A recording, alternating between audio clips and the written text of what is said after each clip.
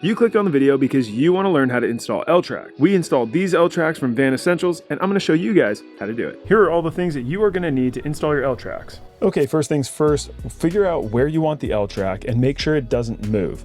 Be careful using a level on this step because the ground is hardly ever level. Next, mark the center of your pre-drilled holes. Now that you've figured out the center of the holes that you need to drill, make sure that you punch the mark so that your drill bits don't move. Speaking of drill bits, you will now have to gradually increase size depending on the size of your plus nut or nutsert. If you have a step bit, that would be best. If not, use a drill bit collar like this one and go from a smaller drill bit to a larger drill bit. After you've drilled the holes, clean up all of the metal shavings. Metal shavings cause rust. You don't want rust.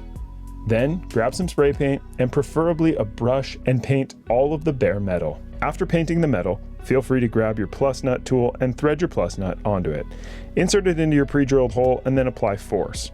Once you feel like it's tight enough, release the handle, unscrew the bolt, and double check the nut to ensure that it doesn't spin or move. Repeat as many times as necessary to tighten up that insert.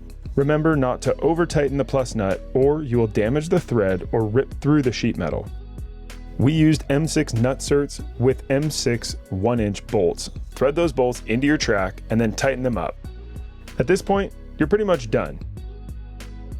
All you need to do now is attach any of the many different accessories available for L-Tracks.